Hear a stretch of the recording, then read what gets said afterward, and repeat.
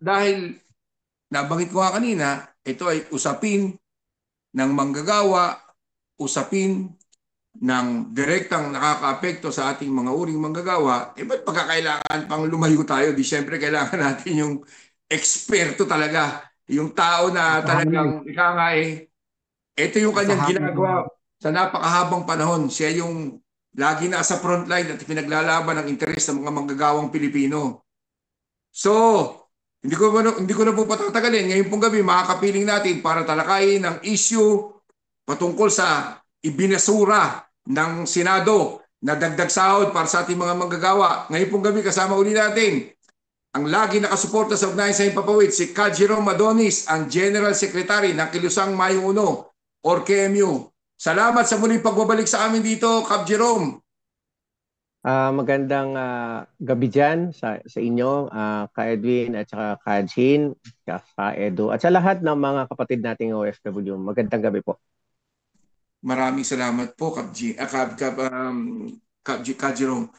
Kap Jean, baka pwedeng batuhan mo ng isang balita, isang tanong muna bago natin painitin na lahat na ito. Patungkol doon sa sa Yun nga, 200 pesos wage increase.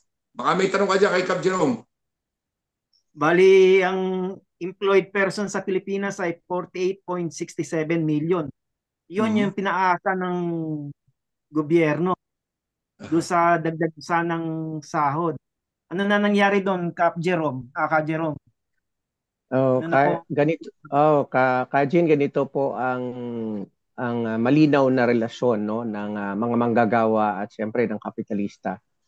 Una, gusto ko lang banggitin na nakalagay po sa ating konstitusyon na dapat ang tanggapin na sahod ay living wage o nakabubuhay. So paano siya susukatin? Batay po yan sa basic na pangangailangan ng mga manggagawa para mabuhay ang pamilya, pagkain, tirahan, kuryente, tubig, education, and so on and so forth. So ang kwenta ho dyan, batay sa Ibon Foundation sa ngayon ay 1,200 pesos. Okay. Pangalawa, very clear din po sa konstitusyon natin na dapat merong kabahagi ang mga manggagawa sa nililikha niyang profit or kita, no, para sa kumpanya, para sa buong lipunan. So yung ganung context po ay wala siyang hinihinging panahon. Hindi lang dapat bahagian ng manggagawa kapag tuwing tataas ang inflation rate or presyo ng mga bilihin. So ibig sabihin, palagi po na dapat may bahagi at anytime yung mga manggagawa. Okay, balik tayo dito sa issue ng 200 pesos. Alam nyo, matagal nang isinusulong na Makabayan Coalition, nag-file na ang Makabayan Coalition ng dagdag sahod na 750 pesos across the board. Nag-file din po ang Makabayan ng bill na national minimum wage na wala hong amount, pero ang gusto nga natin, abutin yung uh, family living wage. Okay. For the longest time po, laging natutulog yan sa House ang anumang mga bill patungkol po sa karapatan ng mga manggagawa dahil alam naman natin sa Pilipinas, sa Kongreso, kung hindi certified as urgent bill ng Pangulo, hindi yan basta-basta papakinggan at hindi yan basta-basta masasalang sa hearing sa Congress at even sa Senate. So, ang resulta ho niyan matagal pero hindi tayo sumusuko, tuloy-tuloy yung ating kampanya. So mabilis na kwento, nag-away, nabiyak yung unit team, yung Duterte camp at saka yung Marcos. So kaya tuminding hidwaan nila patungkol sa corruption, pagtanggal dun sa confidential fund ni Sara Duterte, no? Kaya last year ng February, mabilis na kumilos ang Senado despite na hindi ito certified as urgent bill, madaling kwento, nagpasa ng 100 pesos. March last year, itinransmit nila ito sa Kongreso. So para maging batas po yan, Karchin, ay kailangan talagang merong counterpart sa House. So ang ginawa ng House, pinatulog sa mahabang panahon. Tuloy-tuloy naman yating mga protesta. Na-expose ngayon yung House na parang sila yung ayaw ng wage increase. Kaya maraming naging usapan, in short, nag-hearing po ang Committee in Labor kasama po yung bill na Makabayan na 750 pesos across the board. Pero at the end of the day, nag-decision po ang Committee on Labor na 200 na lang. Okay, so nagkatawaran na kaagad, 200. Kahit nag-oppose yung ating makabayan reps, anyway, maraming gusto ng 200, 200 na yung pinasa. So in short po, 200 na bago magkaroon ng kampanyahan this year sa midterm election, nakapasa na po sa second reading yung 200 pesos. No? So ang kailangan na lang ay ipasa sa third reading para matransmit na sa punong ehekutibo. Hindi po nangyari yon. Pinatulog nila na pinatulog hanggang aabutan. Malapit na magsara yung Kongreso. In short, after the election results ay nagpasa na po. I think mga 3 days na lang bago ang matapos ang session day ng 19th Congress. So ang nangyari, bago pa po i-transmit yung 200 pesos na pinasa ng Congress sa Senado, naglabas na po ng pahayag ang Office of the President at ang kanyang buong economic cluster. Simple po ang argumento nila, ayaw nila ng dagdag na sahod, any amount na legislated. So kaya nung i-transmit na po sa Senado itong 200 pesos, ayaw na magpatawag ni Chis Escudero ng bicameral committee which is required para po, kasi magkaibang version, 200 sa House, 100 sa Senate, magkaiba lang sila ng amount. So kailangan pong mag-bicap. Ayaw na nagmamatigas na itong si Chis Escudero at ang gusto nila, i-adapt na yung 100 pesos para wala na daw BICAM dahil wala na daw time. Kasi nga, 2 days na lang or 1 day na lang yung natitirang session day sa 19th Congress. So ang ibig ko sabihin, in short, wala hong nangyari, natapos ang 19th Congress, pinatay mismo yung 200 pesos na napakaliit na. Alam niyo po, sabi ko nga isang tasang kape lang ito ng mga executive ng mga kumpanya. Pinagkait pa sa mga manggagawa yung isang tasa. Ganun katindi. So, sino ang nasa unahan para patayin ng wage increase? No other than Bongbong Marcos. Kasi nung lumabas po yung statement ng Malacanang, including the entire economic cluster, yun yung signal fire na Senate, huwag nyo nang i-entertain ang bicameral committee at huwag nyo na rin i-entertain yung any suggestions ng House. So, kaya yun po yung nangyari. No? Ang ginawa na lang para magkaroon ng public reason sila, nagturoan. No? Itong si Chis Escudero na wala yan hindi dumaan sa LEDAC, wala ng time. So same din naman nung sinasabi ng House para iiwas yung katawan ni Bongbong na siya mismo yung merong pangunahin. Siya mismo ang pangunahing nangaharang. So nagturoan yung dalawang chambers na to. So tayo naman po tuloy-tuloy immediately naglabas na kagad tayo ng statement patungkol diyan sa 100 pesos na si Bongbong mismo ang merong ayaw. So kaya po yan po yung pinagdaanan ng 200 pesos natin na matagal na pinaghirapan dito sa 19th Congress. Maliit na nga, hinarang pa, pinatay pa. So lalabas, ini-expose talaga ni Bongbong Marcos yung kanyang sarili na siya ay walang malasakit, walang awa sa mga manggagawang Pilipino na araw-araw kumakayod, no? Para mabuhay yung kanilang pamilya at saka yung sila bilang mga manggagawa. Opinion ko lang dyan, pare-pares din naman yan. Senado, Kongreso, at saka yung Malacanang. Iisa naman ng mentalidad ng mga yan. Hindi para sa interes ng mga uring manggagawan tulad natin, kundi para sa interes ng mga negosyante, mga mamumuhunan. Dahil kung pakikinggan natin yung naging reaksyon ng Malacanang nung ipasa sa lower house yung 200 na yan, ang dahilan nila ay kailangan daw pag-aralan mo ng mabuti. Anong pag-aaralan? Hindi ba nila narinig ang sigaw ng mga ordinaryong mamamayang Pilipino na sa tindi ng inflation, kailangan ng dagdag sahod? Yung 200, nabanggit mo nga, Kajiro, may talagang barya lamang sa kanila.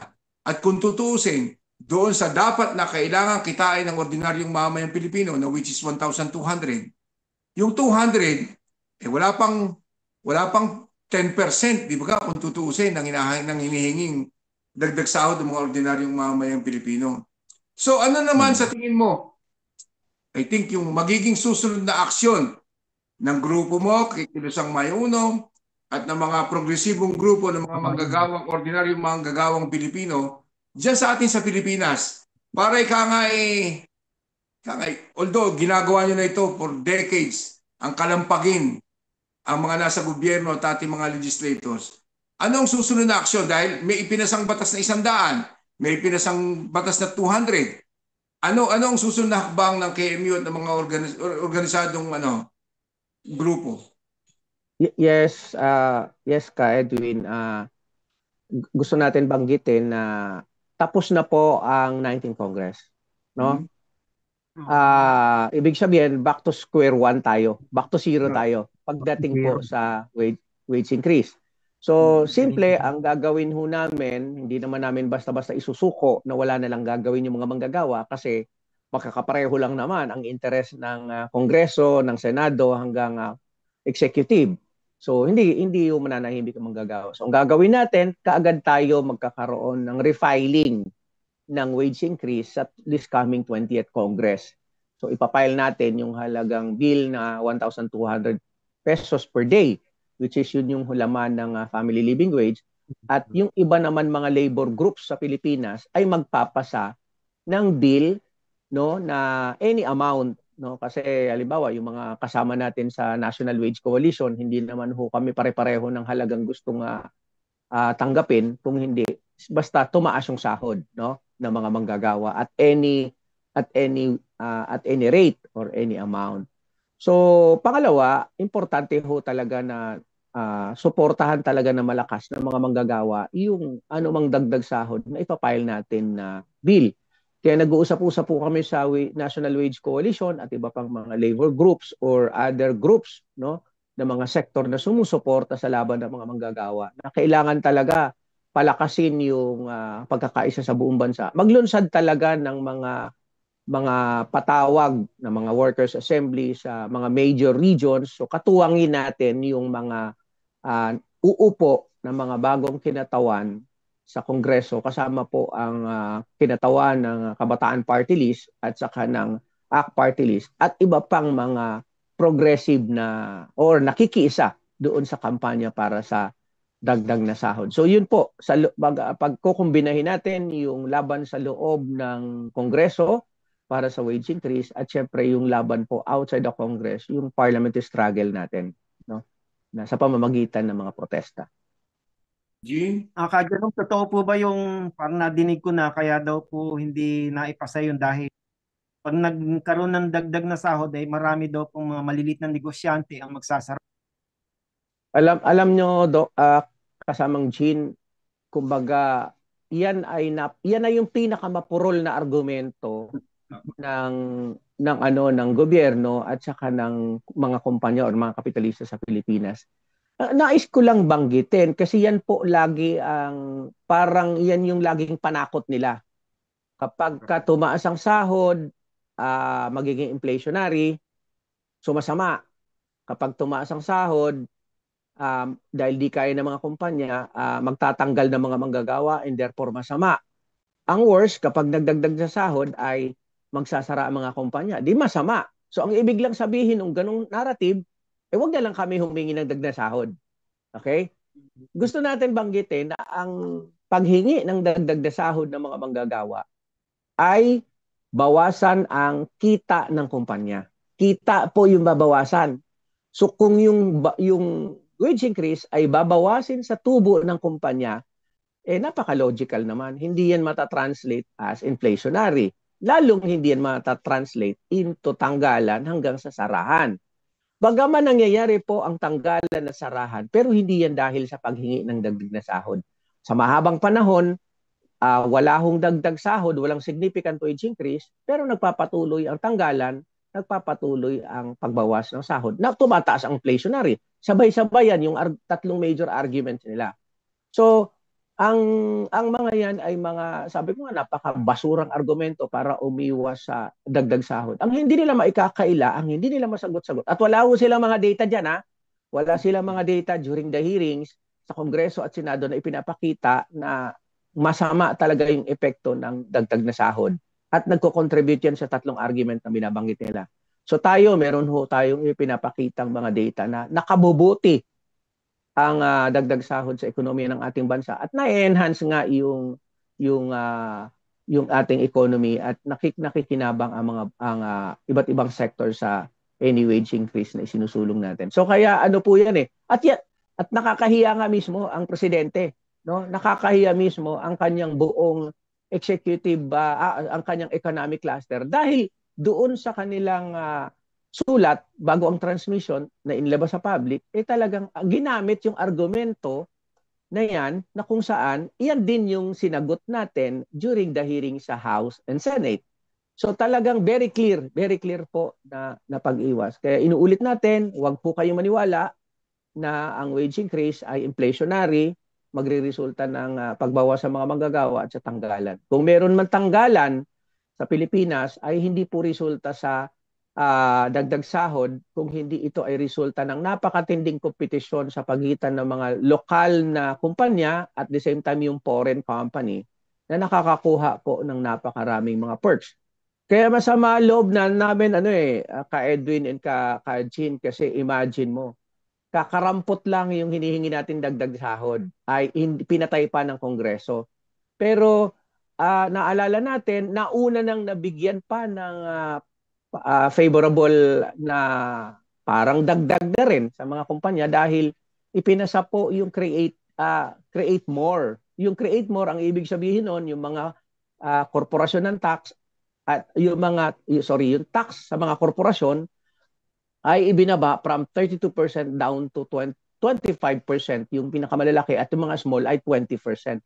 At tapos may mga natatanggap pa silang subsidy sa pamamagitan sa mga utilities. So kaya kumbaga napaka-just ng hinihingi natin. Kung datos lang ang pag-uusapan, durog yung kanilang argumento dahil nasa kanila yung mainstream media, etc. So mananakot na lang sa public. Pero hindi tayo naniniwala diyan at patuloy nating ipinapaliwanag sa ating mga kababayan na ang dagdag sahod ay palaging makatwiran, palaging tama, at kailangan nating malakas na itulak para mag-send ng pressure mismo sa buong gobyerno ni Bongbong Marcos. Dito na naman babalik yung siguro nga hindi ako makumove on, Muli at muli ibabalik ko na naman yung litanya ko dahil medyo epektado pa ako sa resulta ng nakaraang halalan. Mga kababayan ko, lalo sa mga tulad natin, mga ordinaryong uring manggagawa, eto nakikita naman natin. Kung tayo lamang nag-iisip bago tayo bumoto sa panahon ng halalan, na ang mga binoboto natin sana, dapat yung mga tao, yung mga kandidato na nagre-representa sa ating mga sektor, ng manggagawa. Ano nga asahan natin ay paglalaban ng interes natin? Yung 100 piso, 200 piso, alam naman natin, kulang na kulang pa yan sa pang-araw-araw natin pangangailangan. Makakaasa ka ba doon sa mga nanalo ngayon at mga nanalo na nakarang halalan, mga artista, mga kung sino-sinong, mga negosyante, kung ano-ano pa? Ang kailangan nating inihahalal, yung mga tulad ni Ka Jerome, na alam naman natin, ever since nakikipagbakbakan para sa interes natin, hindi lamang sa mga ganitong uri ng talakayan, kundi mismo sa kalsada, isinisigaw, hinaharap yung ating mga hinaing. Kung laging ganito, saan tayo pupulutin, mga kasama kong uring manggagawa? Kung ang mga inihahalal natin pag hindi komedyante, action star, anong makikita natin? So tulad na nabanggit kanina ni Ka Jerome, sa mga hearing, wala silang datos. Ano ba naman ang aasahan natin sa mga yan, Ka Jerome, di ba nga? Kapalan lang ng mukha yan. Wala silang dalang datos dahil alam nila, sabi mo nga kanina, kaya-kaya naman nilang manipulihin ng mainstream media at kaya-kaya nilang ilabas lamang sa ating mga kababayan kung ano yung gusto nila at hindi yung totoong nilalaman ng tunay na sitwasyon ng nating mga manggagawa. So, tama po. Nabanggit mo po kanina yung tungkol doon sa mga datos na yan. At nabanggit mo rin kanina, patuloy ang paglaban at pakikipaglaban para sa wage increase. At dahil papasok ang 20th Congress, sa darating na SONA ng Pangulo, meron ba kayong inihahanda? Manifestasyon ng grupo ninyo at grupo ng mga uring manggagawa para isalampak kay Marcos, kay Bongbong Marcos, na napapanahon na para dagdagan mo naman kahit barya lamang para sa mga negosyante at barya lamang sa mga tulad yung politiko yung 200 piso na wage increase? Yeah, siyempre, Ka-Edwin, tulad nga na binanggit ko, hindi dapat tumigil. So, ang unang opening ng Congress, tiyak magpapile tayo ng wage. Pangalawa po, sa araw na yan, magkakaroon po talaga ng protesta at malalaking protesta na hindi lamang dala-dala yung issue ng dagdag sahod. Isa lamang siya sa maraming issue ng taong bayan. Siyempre po, malakas nating ang malalakas na kampanya sa Pilipinas ngayon na pinutulak natin sa sektor ng mga manggagawa, both public and private, siyempre po yung wage increase, legislative wage increase. Pangalawa, yung pagpapatuloy po ng impeachment trial na sobrang nilalaro din ng Senado. May kinalaman ho kasi yung tax ng mga manggagawa dyan eh. Imagine mo, baba na sahod. Kukolektahan ka ng tax na nakawin din sa dulo. Tapos yung usapin po ng pagpapanagot, pagtitiyak na hindi basta-basta makatakas si Rodrigo Duterte doon sa kanyang crimes of humanity na nakasampa dyan sa Netherlands under the ICC. So, ganun din po yung issue ng high prices sa Pilipinas. So, sabay-sabay ho yan. Kaya ibig sabihin, sa araw mismo ng SONA, opening ng Congress, 20th Congress, ay dalawa yung mga mayor na mangyayari. Sa loob ng Kongreso, magpapile ng mga pro-workers, pro-people na mga batas, yung ating mga makabayan congressman, kasama po yung kanilang mga alyado. Sa labas naman ng Kongreso ay magkakaroon ng iba't ibang protesta, ang iba't ibang grupo. Although sinisikap natin na magkaroon ng mga alliances protest, pero kung hindi kakayanin, lagi naman hong handa ang bagong alyansa makabayan, kasama ang iba't ibang sectors, kasama ang mga manggagawa para sa protesta sa araw na yan. No? Nauobliga tayo, inilalagay tayo ka Edwin at Kap Chin sa usapin ng wala tayong pagpipilian kung hindi talaga magpursigi, no? At determinadong mag-ingay para yung ating mga kababayan sa buong bansa ay magkaroon ng klaro na kumbaga lagi na lang sinasabi mga tamad daw po kasi ang mga Pilipino. So hindi tayo naniniwala dyan. Kaya daw tayo mahirap kasi mga tamad tayo. Hindi po totoo. Mga hardworking people ang mga Pilipino. Nagkataon lang talagang sobrang ganid, no, nitong mga negosyante, sobrang ganid mismo ng gobyerno. May gobyerno ka ng anti-manggagawa at saka anti-people. Kaya hindi po nakukuha yung karapat-dapat para sa mga manggagawa. Sa ganong balangkas, mas ibig sabihin yan, mas kailangan pa ho nating palakasin ng mga protesta para mapuwersa yung mga congressman sa loob kahit na sila ay mga negosyante rin na maibigay talaga yung hinihingi ng mga manggagawang Pilipino. Isang punto pa ka, Jerome, yung sa daily minimum wage ng mga manggagawa. Bakit magkakaiba? Iba sa Metro Manila, iba sa Region 3. Yes, Kajin, ganito kasi yan eh. Ang huling legislative wage increase natin ay 1989. That was Cory's time, no? Panahon ni Cory. No, and then right after ng Cory, same year, nagpasa kaagad ng dalawang anti-worker ang gobyerno ni Cory. Una dyan yung Republic Act 6715, yung tinatawag nating Herrera Law. Anyway, hindi ko na discuss ng content ton. Anti-worker yon.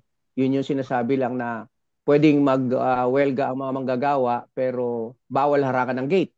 Ikalawa ho sa pinasa nila patungkol sa sahod, no? Ang nakalagay ipinasa nila yung Republic Act 6727 or Wage Rationalization Act or Law, no?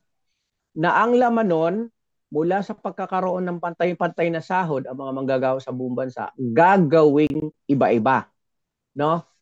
On the reason na halimbawa daw mas mura ang buhay sa probinsya kumpara sa Metro Manila.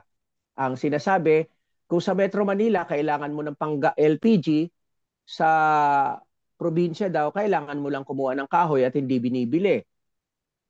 Pangalawa, kung sa Maynila daw bumibili ka ng kangkong, sa probinsya kukunin mo lang sa backyard. So, ang ibig lang ho nilang sabihin, dinaya yung datos para lamang maipasa yung batas dahil sila naman yan. So kaya after the passage ng RTA 6727, nilikha po yung mekanismo para sa dagdag sahod.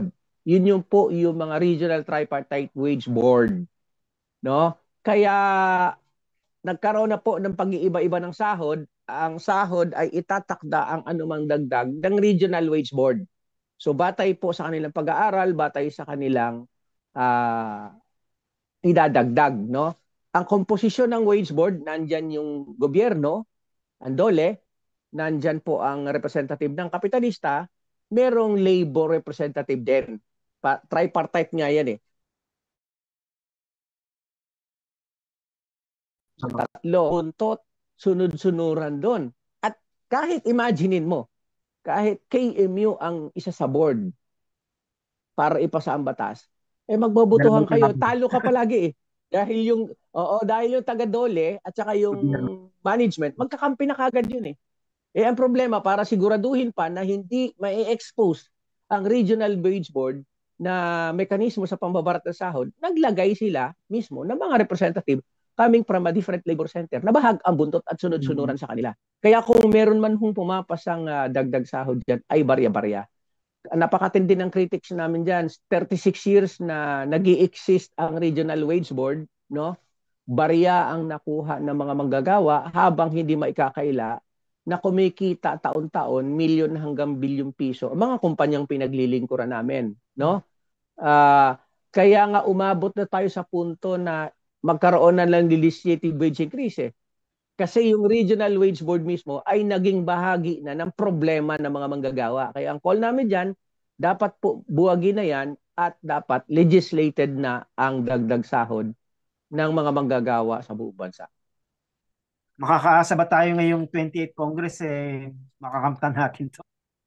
Well, hindi po, no? Palagi naman nating sinasabi na mahirap ipasa, no? Kasi kung pinipigure out lang din, alam naman natin na ang para pumasa, usapin yan ng numbers, botohan po, ano? Kajin, sa mga congressman at even the senators para pumasa. So kung titingnan natin yung composition, sobrang layo. Kumbaga napakaliit nung chance natin. Pero pag binalikan ho natin yung isang major historical patungkol sa dagdag sahod, noong 1989 din ito nangyayari, no? Panahon ni Cory. Katatapos lang ng fall down ni Marcos, ilang taon pa lang, no? Si Marcos ay 86, 89 ito ay fall down 3 years pa lang. So laging argument nila dyan, nagbabawi yung buong gobyerno sa economic crisis, etc. Pero tandaan natin, ang 1989, nagkaisa ang mga manggagawa, sinuportahan ng iba't ibang sektor, nagkaroon sila ng malalaking rally at protesta na humihingi na 30 pesos, ayaw ni Cory. Same argument yung ginamit nila nung panahon na yon, inflationary, magtatanggalan, magsasara, tapos nagre-recover pa lang yung ating bansa sa matinding economic crisis na dinulot ng Marcos Sr. regime. So lahat po yan.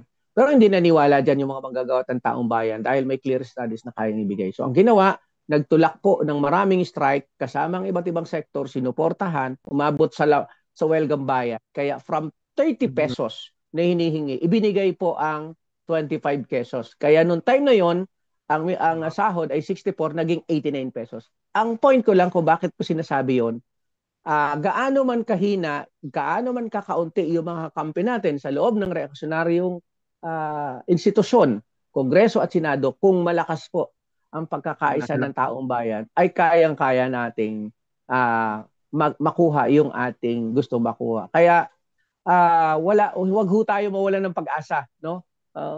Kasi inilalaban natin yung makatwiran at makatarungan para sa manggagawa at para sa lahat. Yung gobyerno nga, no? Yung gobyerno mismo na supposedly ay kumakalinga sa atin, tingnan nyo yung mga batas dyan, palaging pinapalusot yung mga anti-worker at saka anti-people na batas. So kaya, isang mahabang tunggalian talaga ito sa pagitan mismo ng uring manggagawa at mamamayang naghihirap.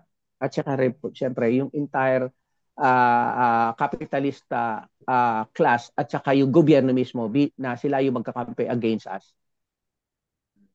Pero inabot natin yung 64 na yun noong 1989 Yes, ako po ay nagtatrabaho na ako niyan. Inabot ko po ang minimum nun ay 89 pesos pero nagtrabaho ko po sa isang electronics company pero again 40 pesos lang per day ang aking sahod. Ang sabi ng management, ay di bale, huwag ka mag-alala, madadagdagan ka ng 5 pesos every month. O kung ayaw mo, di hanap ka ng ibang trabaho. So, ganyan po, Kapitalist. inaabot ko. Inabot ko pa yung 75 noon eh. 1988 yata yun, 88. Anyway, balik ko lang yung sinabi mo, Kajiram, ha, yung ginagawang patutsada ng mga matatakaw ng mga negosyante at saka ng mga politiko natin sunod-sunod sa kanila na mga tamad daw ang mga Pilipino. Hindi totoo yun. Ang totoo, yung oportunidad, sabi mo nga kulang dahil lahat ng mga nakaupo sa gobyerno, mayorya, mga oportunista, mga mapanglamang at higit sa lahat, magnanakaw sa kaban ng bayan. Yun ang main reason. Kaya kami mga uring manggagawa, hanggang ngayon, nandito pa rin, patuloy na sumisigaw ng dagdag sahod. Sipin mo, nagsimula tayo no sa 80 plus, 70 plus pesos. Magkano lang ngayon? After how many years? 36 years? 400, 500 pa rin? Di ba? Ang bilihin naman ng time na yun, 1987, mga 86, 88, ibang-iba sa panahon ngayon. Lalo na itong nakarang 2 taon. Tapos yung 200 piso na sana, kundi ibinasura ng mga senador, di sana kahit pa paano, makakadagdag man lamang kahit pa paano sa pambili ng bigas at saka pamasahe pang araw-araw. Anyway, Kapjin, total naman, na-discuss na ni Kajiram yung mga usapin patungkol sa usapin ng wage increase at saka kung paano gumagalaw at nag-i-evolve itong issue ng pagdagdag sahod. Nabuksan na rin lang ni Kajiram kanina yung usapin ng patungkol dito kay Duterte, ng impeachment. Baka meron kang tanong kay Kajiram patungkol sa mga isyong ito. Iba ito muna ngayon at habang tayo may oras pa. May pag-asa ba na gumulong pa yung impeachment ni Sara, Kajiram? Well, syempre tayo optimistic po tayo, kaya nagtutulak tayo ng iba't ibang forma ng protesta bago pa matapos ang 19th Congress. At sa totoo lang po, ako, personal tingin ko, nakakahiya talaga ang buong gobyerno. Nanonood ang buong mundo, no? Nakakahiya yung buong gobyerno ng Pilipinas kung hindi nila itutuloy ang impeachment.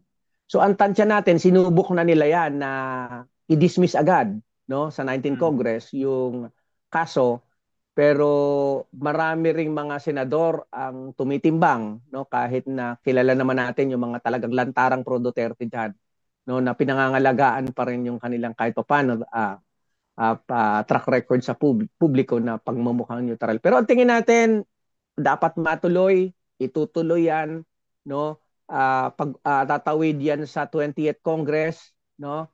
At magtutulak tayo ng protesta. Iba pang bagay kung paano i-manipulate ang hearing sa Senado para iligtas mismo si Sara Duterte. Kasi alam nyo, ayaw nila mag-set ng president, no? Na palaging nagkakaroon ng impeachment trial dun sa mga impeachable officials ng gobyerno. Kasi sa totoo, honest to say, real talk tayo, lahat naman yan magnanakaw eh. No? Ayaw nila na isasakdal yung kapo magnanakaw nila, tapos ang huhusga, sila rin na parehong magnanakaw. So lalong iniiwasan nila na i-expose yung kanilang sarili bilang uring mapagsamantala, bilang gamit ang mga institusyon para husgahan yung kapwa nila. Kasi ano yun ego no, may expose nila yung kanilang sarili. So tayo naman, sabi nila, di ba, nagsasabi diyan, hindi naman makakain yung impeachment, di ba? Si Go, di ba, hindi naman makakain. Kaya parang gusto niya, hindi naman makakain yan, wag na nating hiringan. So hindi totoo yun kasi nga, babalik ako doon sa argument natin na ang baba ng sahod ng mga manggagawa, hirap na hirap para mabuhay pamilya, kumokolekta pa ng tax ang gobyerno. Hindi ang collection ng tax ng gobyerno ay ibalik sa serbisyo. Nanakawin mo, di ba? Yung argument nga po na sabi namin, bakit hindi pwedeng parusahan si Sara Duterte?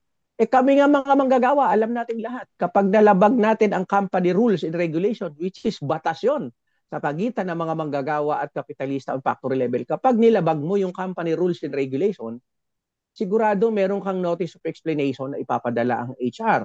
At kapag hindi na satisfied yan, no, pwede kang masuspinde, mabawasan yung sahod mo, or worse, matanggal ka. Bakit si Sara Duterte?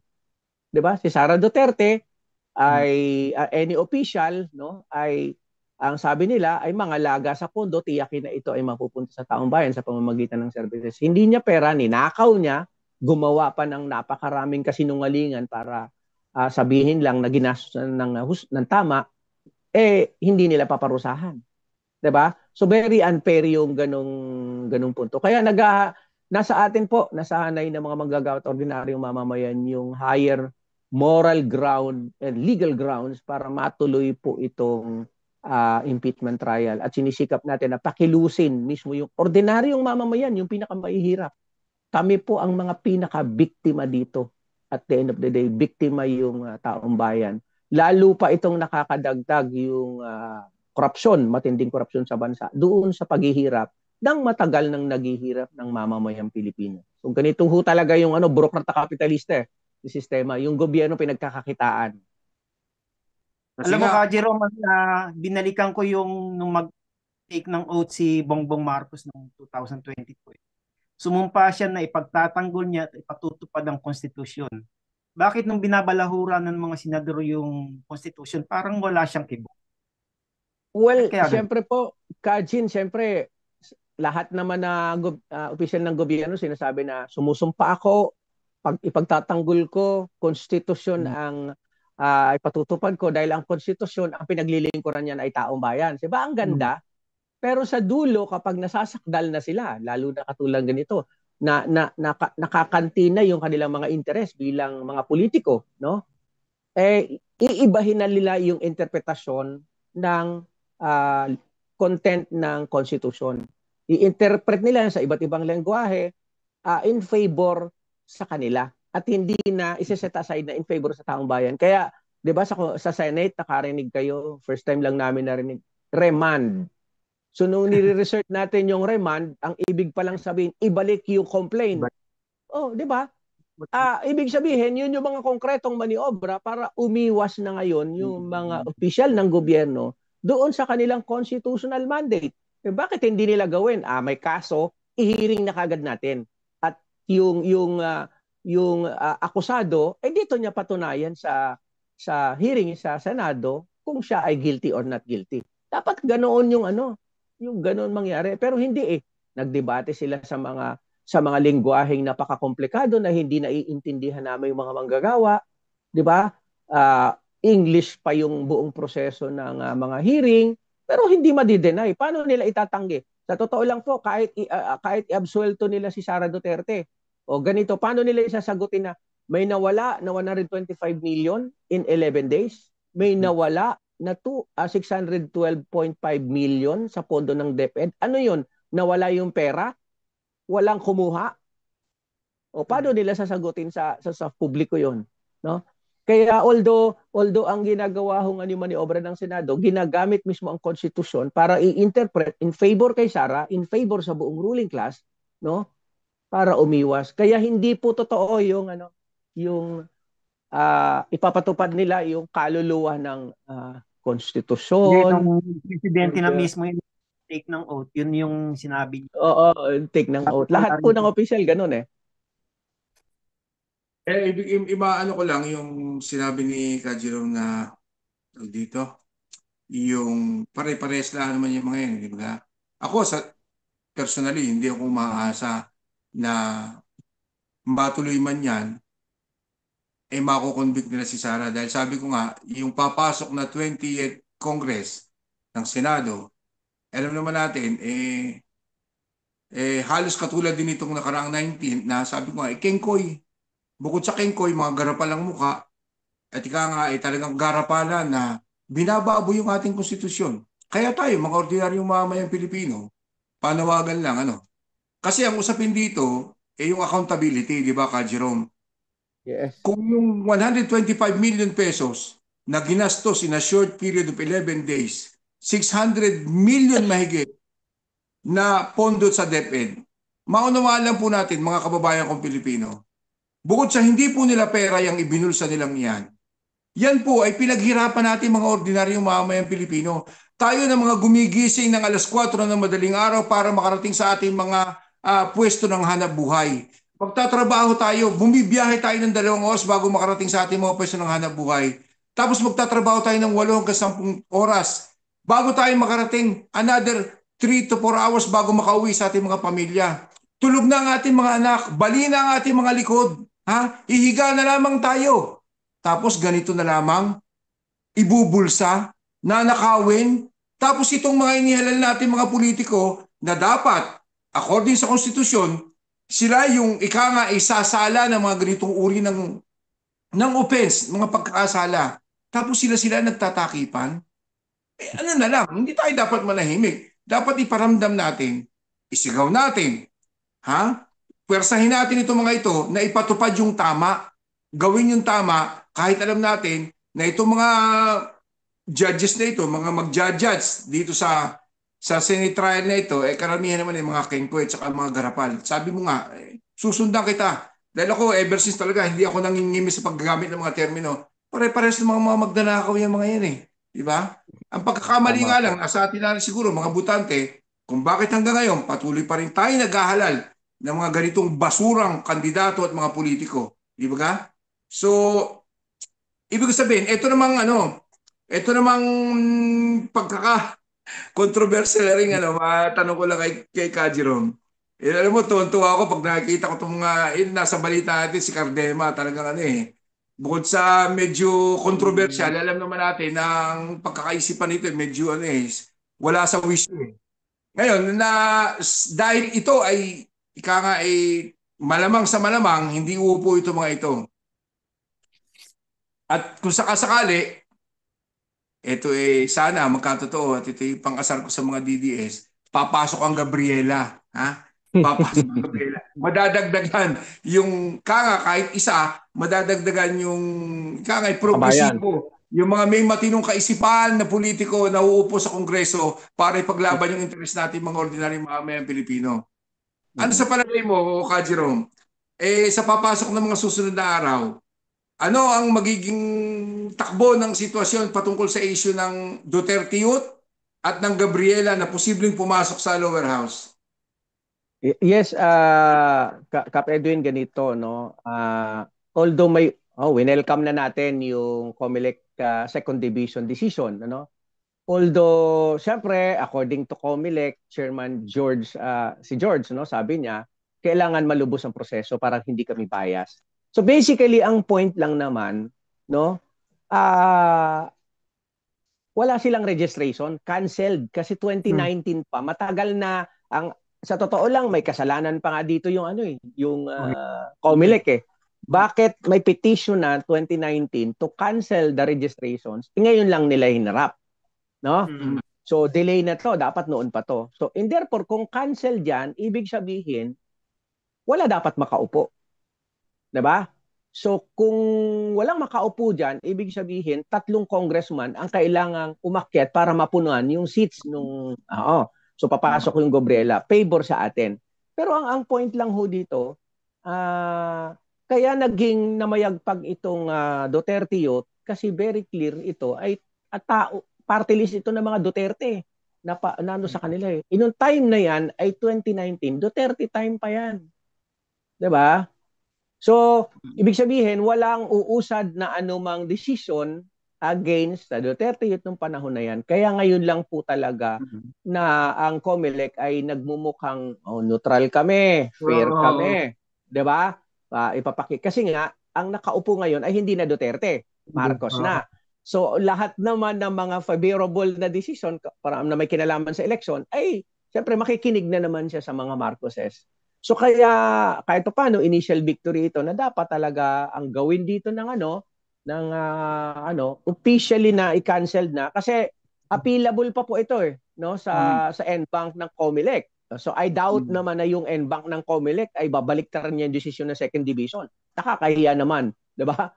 Kaya malamang ang Cardema Group ay hindi natatakbo sa NBank to appeal, malamang tatakbo na ito sa Court of Appeals or sa Korte Suprema no para questionin yung decisions. But then again, ito po nakikita natin lalong na-i-expose kung paano minamanipulate talaga ng sino mang incumbent regime yung mga mekanismo para in favor sa kanilang lahat.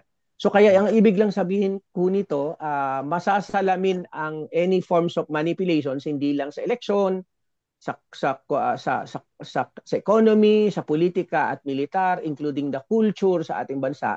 At ang palaging biktima ang mga manggagawa. Kaya kailangan po yung paglaban ng mga manggagawa ay hindi sektoral lamang, kung hindi papunta talaga sa pag-i-expose ng buong sistema na ang may mali talaga yung buong sistema ng gobyerno, including the election, including education, etc. and so on and so forth. Kaya yung paglaban dapat itutok natin sa pag-expose at pagbabago dito sa buong bulok na sistema na nagpapahirap sa taong bayan.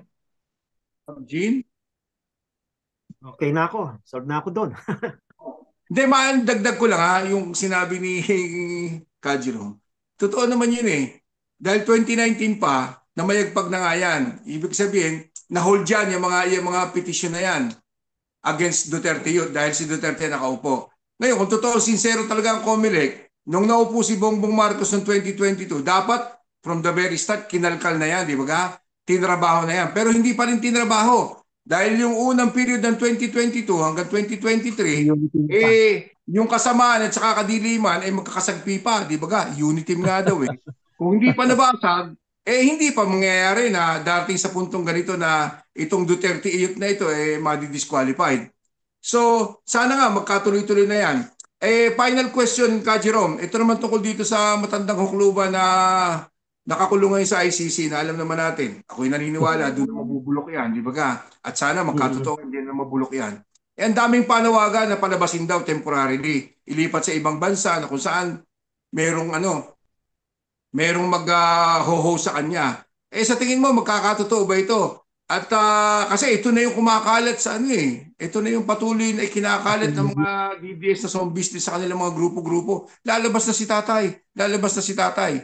Hindi lang natin alam kung lalabas bagang buo pa o pulbus na. Di ba? Ano sa palagay mo, Ka Jerome? Well, siyempre, tayo optimistic tayo, nananawagan tayo. Biktima rito ang mga manggagawang Pilipino. Biktima rin dito yung pamilya ng mga kapatid nating OFW, no? Kung di man direkta, mga kamag-anak, no? Biktima yung may hirap. At saka, ito yung highest crime in the universe. Laban po sa humanity. Dapat talaga managot. Okay. Yung call na dapat palayain, nakakalungkot kasi yung prosecution team hindi daw mag-aapila doon sa assertion ng mga Duterte na dapat may temporary release at may bansa na daw napili. So, pero yung mga biktima mismo nag-oppose na doon, mga biktima dito sa Pilipinas. So sana makonsidera yan ng ICC at ang alam namin wala pang final decision kung ibibigay sa kanya ang temporary release o hindi. Ang alam namin, may nakahain ng kampo ng Duterte na mayroong temporary release pero wala pa po desisyon ang ICC. At sa atin, ang stand natin, ayaw natin mangyari yon kasi posibleng kitang-kita na may intensyon ng Duterte na takasan. Sabi nga natin, sa kanila namin ibabalik yung tanong, kung wala kayong tinatago, bakit kayo hihingi ng temporary release? Ang sarap nga ng buhay niya dyan, di ba? Aircon siya, lahat na-avail niya, samantalang yung biniktima niya, pinagbintangan lang, pinatay. Yung mga leaders, organizer at leaders ng KMU, 72 yung pinatay, no? Dahil lang nag-organisa ng union. So wag na siyang magpabiktima, wag na magpabiktima itong Duterte camp. Nakakalungkot itong mga DDS kasi nagpapakamatay na para kay Duterte. But konti lang sila, mas marami diyan ay mga tinatawag nating mga makina na nagmamanipulate gamit yung pero kaunti lang yan dahil kalakhan naman ng mga Pilipino kahit nung panahon ni Duterte ay biktima ng high prices eh. Hindi naman pwede na pag pumunta ka sa palengke, pro Duterte po ako, meron kang discount sa bigas, etc. and so on and so forth. Wala.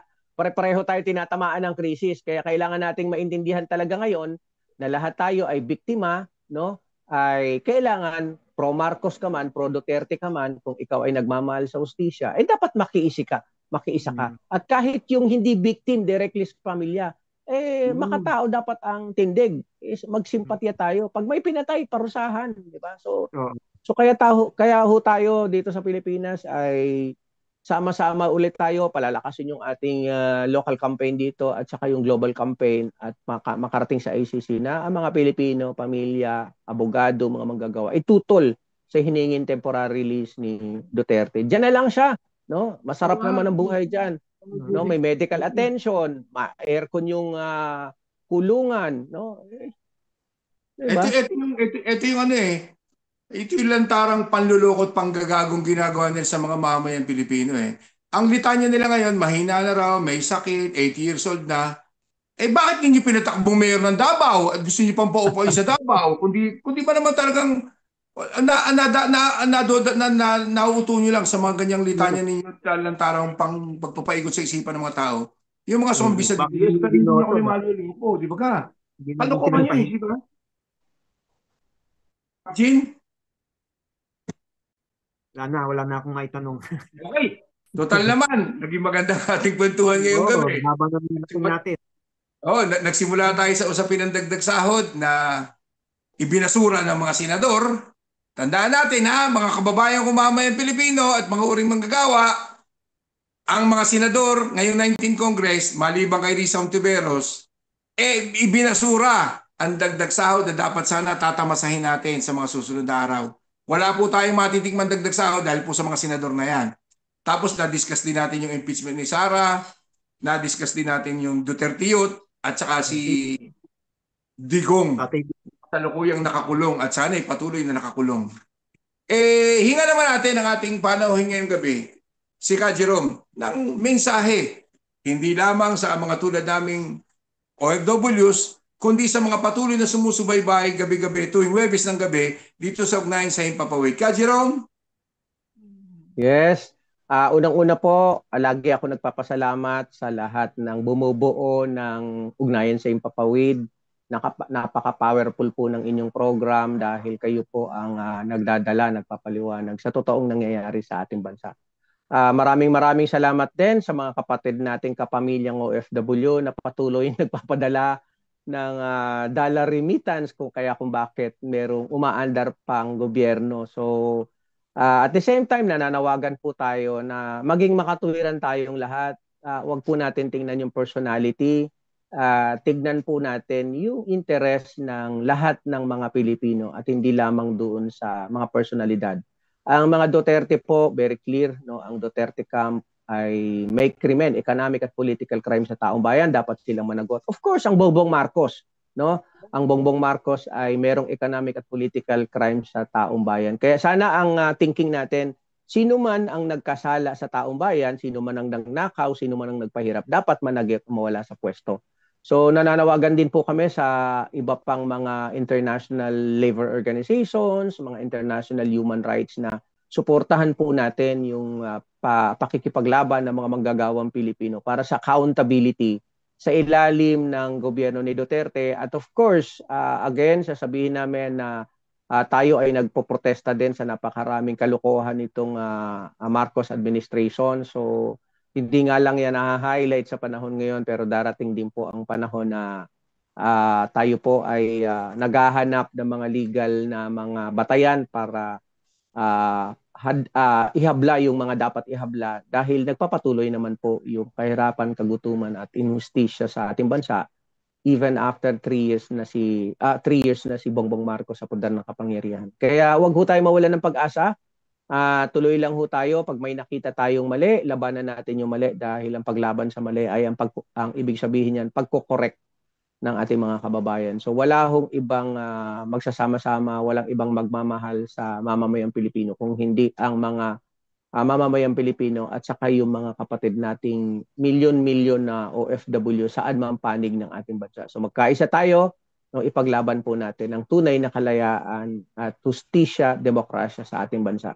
So muli, maraming salamat sa inyo. Alam ko pagod na, no? Magandang gabi, no, sa inyong pakikinig o panonood sa ating programa dito sa Ugnayan sa Himpapawid. So mabuhay po kayo. Maraming salamat. Magandang gabi. Maraming salamat, Ka Jerome. Sa amin ang karangalan, Ka Jerome, na lagi ka namin nakakasama sa mga panahon na kailangan ka namin dito para magpaliwanag sa ating mga followers, sa ating mga kababayan, mga ka-OFWs. Maraming salamat. Lagi kayong mag-iingat at tuloy ang laban, Ka Jerome. Maraming salamat. Yes. Saan na kayo magsatawag sa mga susunod pang mga pagkakataon? Yes po. Pagka ganito namang madaling araw, palagi naman ho akong libre, no? Pagka madaling araw. Kaya pag nag-message sa akin si Ka Edo, sige po, alam ko na yan, madaling araw yan, 3:00 yan, kaya libre pa tayo dyan. Saka hindi, Oo. talagang napakalaking bagay na narinig ng mga kababayan natin, yung opinion mo. Oo. At saka yung, position mo sa mga ganitong usapin. Dahil ito yung direkta nakaka-apekto sa sigmura natin mga ordinaryong mamamayang Pilipino, lalo sa mga manggagawang tulad natin, Kajiro. Maraming salamat muli. Ingat ka lagi. Maraming God bless salamat. you. Okay. Bye-bye po. Thank you. Kayo din. Bye po. Thank Pahinga you na. very much.